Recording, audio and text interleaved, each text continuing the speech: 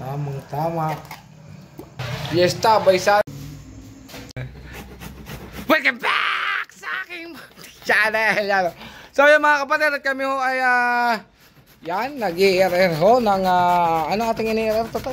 Papaya. Papaya, ano ating gagawin diyan? Atsara. Atsara, yan mga kapatid at kami ho ay nag-i-RR ng, kita-kita naman ho ninyo. Yan, kung gano'n kadami ang aming i-RR. Ari ho ay halos ay 10 sakong papaya, ano ho. At atin pong i-RR, gagawin po nating atsara. Yan.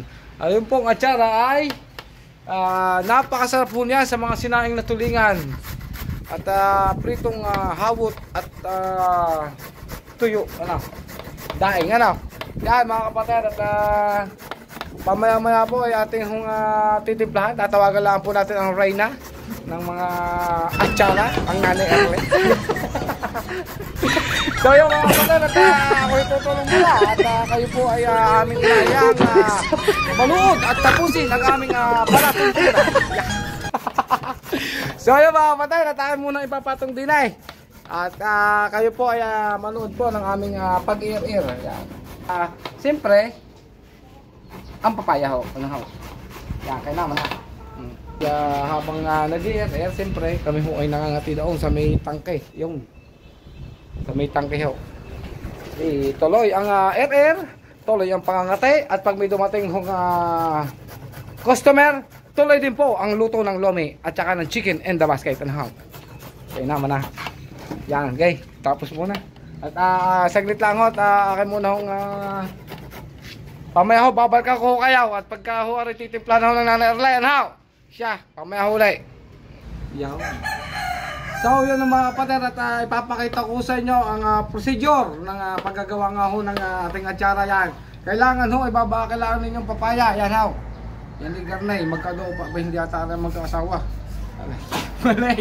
Basta yun kailangan ninyo ng Garnay. Huwag ho nyong gagayatin ng maliliit at may posibilidad hong kayo ay mataga. Ano nga? Ay, pag kayo nataga, ilalagay na natin ho sa kuwan. Sa dinugan, kung kayo sinungga, okay na ho. Hindi ho pipitin ko atsara. Yan, ganyan ho. Pakita. Yan. Ganyan ho, i-rin ninyong ganyan. Yan. Basta ko kayo ay kuwan din kailangan ko kayong mag-ingat at ano ho ay napakatalas ho na korog-korog ho ang inyong kontin ang inyong daliri. Ganyan ho, yan. Tapos ari mga garni-garni ho, ari itatapo na ninyo. Yung siya. At pamaya ho ulit mga kapatid. At inuulit ko nga ho. Pagka ho ari tinimplahan ho ng Reyna ng atsara ay ipapakita ko sa inyo. Ano ho? Ay sige ho, pamaya ho ulit.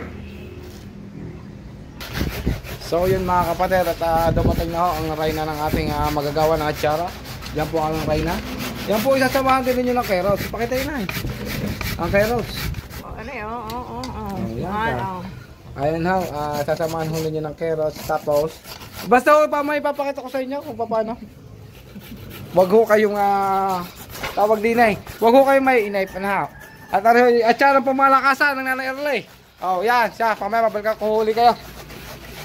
Ay siya nga po pala, kasama po natin si Boss Shabok. Yan, si Boss Shabok, baka meron kayo sa shoutout yan. Yan po ang dakilang mag-ir-ir. Ay, ang iyong kamay ha, Busto, baka yung makasama. Ay, naku, napaka-half-day. Sarap ang atsara pag nakasama yan. Napaka-half-day. Kasarap ang atsara ng Nanay Erle. Oh, siya. Babalikan ko kayo ha. At ayun nga ho sa kasalukuyan ay ang inay nga ho ay nagtitimpla ho ng panlagay natin sa atsara. Yan. Ano kaya mga ingredients din niya? Bawang, paminta, carrots, yan. Asukal, At saka siling pepper. Siling bell, kung tawagin na ho. Bell pepper. Tapos yung mga nagawa na ho ng inahay ay kanina hindi ko lang na-video at ako panay ang pag-ir-ir. Na-ir-ir ko na rin nga ako ngayon kamay. Ari papakita ko sa inyo mga kapatid. Papakita ko sa inyo kung paano ang procedure ng inahay sa kanyang atsara. Ayan, may suka ari ho. Yan. Oh, kita naman. Automatic agad ayos na agad Yan, kita rin nyo yan. Ari paminta. Halo ninyo. Paminta. Yan ang mga ingredients. Oh. Yan yung pinagalo-halo na ho din nila inay. Napakadali ho. Oh, kung kayo magagawa sa inyong mga basaysay, Kaluya. ay napakadali. Ang luya yung nailagay na rin ho din. Ari ho, yan. Ari ho ang ating isasabaw pa maya. Yan, halo inay. Halo inay. Yan ang aking ina. Yan, may pasas. Yan, oh. Ang lawa, yan. Idinigin Ariel sauce, ilalagay na lang din yung inner na papaya. Yan, kita ka rin oh. Yan. Kaya naman, ang pagkakasarap po na rin. Inay, saan niya masarap? Saan niya pwedeng kaulam? Saan pwedeng kaulam? Mga pritong, kahit pritong tuyo, pritong karne. Oo. Yung nirikaduang karne, yung ulam, masarap. Sa mga pretada na ho. Oo, lati ka. Saka sa mga sinaing na tulingan. Yeah, okay. Okay naman na. Ay, napakasarap po na yan. Oh. Marami na akong nararating na rin ang abroad. Mga Italit, mga Switzerland. Oh, mga narating na ng inyong recipe yan na atsara. Kaya naman na yan. Oh, tapos nilinisin na kaunti at para maganda naman ang tingnan. Ano, ay siya, pamaya ho natin na papakita ulit pag inilahok na ho ng inayan ha. Pag ginagawa ko na. Pag ano ha? Pag inilalagay ko sa garapon. Pag ilalagay dito ho sa garapon, dahil rin yung mga pang-export. Ano ha? So yun nga mga kapatid, at nandito na naman ho tayo sa Iran. Ano, ha? Ako muna ho pang-samantalang huminto na aking pag-ir-ir. Dahil ako ho inataga. Aray, ikaw ginataga na, hindi pa? Hindi pa. Yan, katabi nga nyo sa probinsya, ang kabuti ay hindi natubo ng mag-isa. Kaya, bahala ka na dyan. Oh, yan yung tinatanggal. Oh. Pakita mo yung mga tinatanggal na gayon. Oh. Aray mga kapatid, tinatanggal. Yan, ito. Kung sa kuno ito ay maya pa, tinatanggal ho yan. Hindi huwag nyo isasama. Eh, hindi ho balat. Ang sasabi ko yung arihaw, walang garnish. Pero yan. Tinatanggal ho yan. At yan ho ay makakabital oh. Yan, ayaw.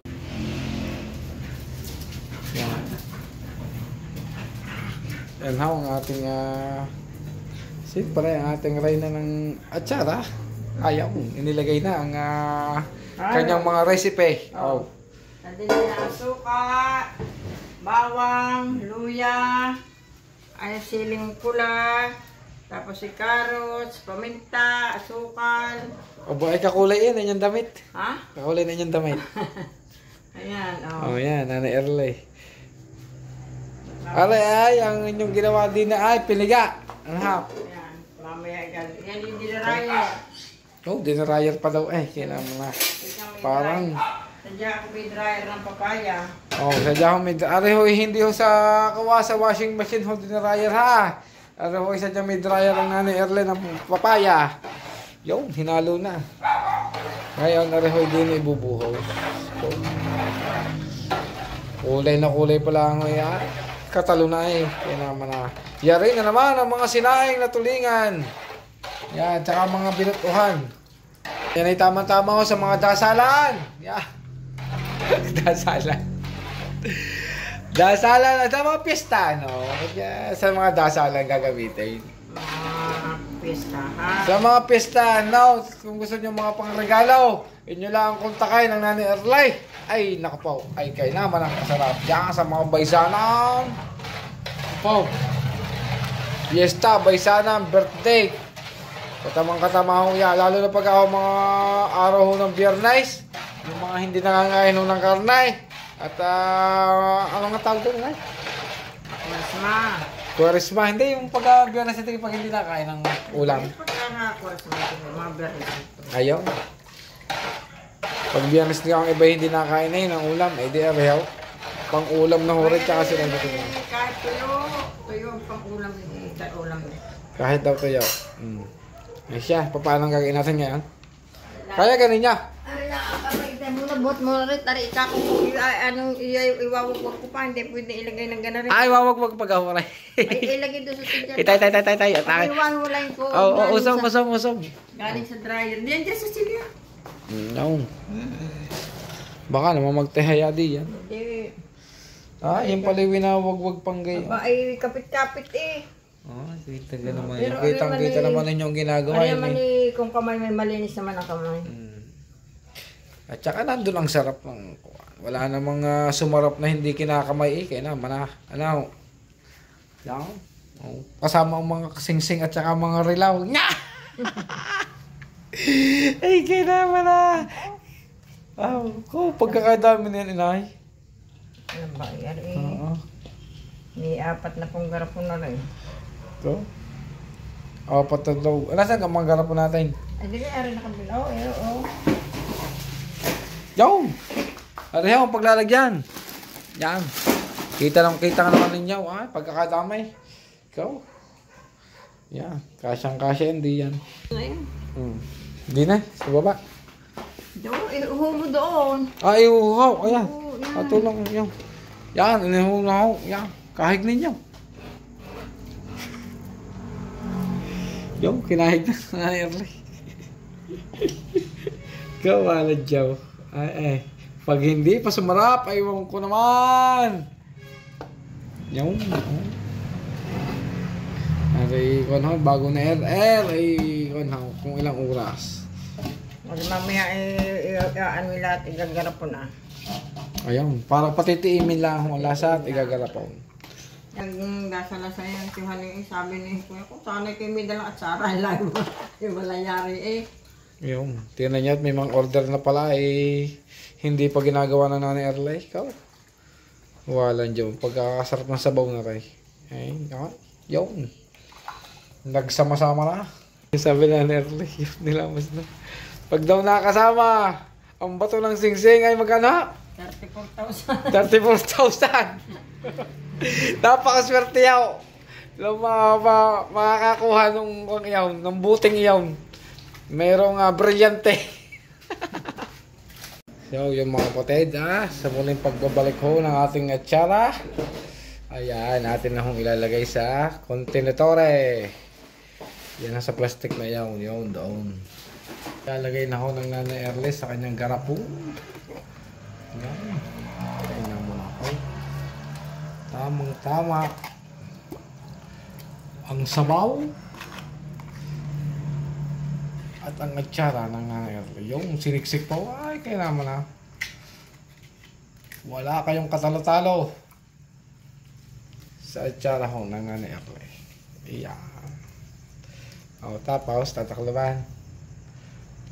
Lagyan ng kaunting gawa. Yung mga pasas na yun. Sumarap na. Ayun. Lagyan may pagkita sa ibabaw. Tapos, yun. Yung mga kapatid patapos na ho ang Nanay Erle. Kahit kalahating taon, di masisira yan. Yung pipila, nung umalis, iniwan doon siya sa rep. Ilang buwan siya bago umuwi, 10 buwan. Pagdating ko hindi pa rin nagbabago. Lasain pa rin.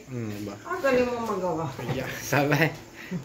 Yan yan ang patunay. Meron hong nagsasabi na talagang kahit ilang taon na ang lumipas, ay talagang sa pasarap lalo ang atsara ho ng Nanay Erle. Tama. Yun.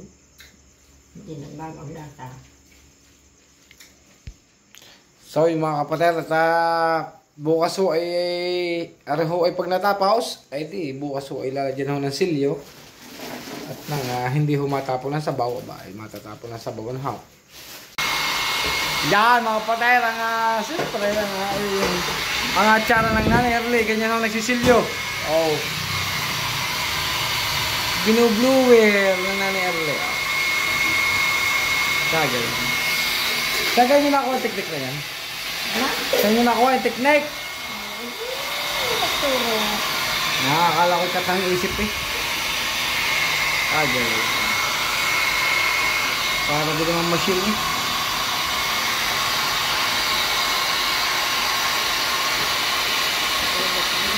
Traffic niya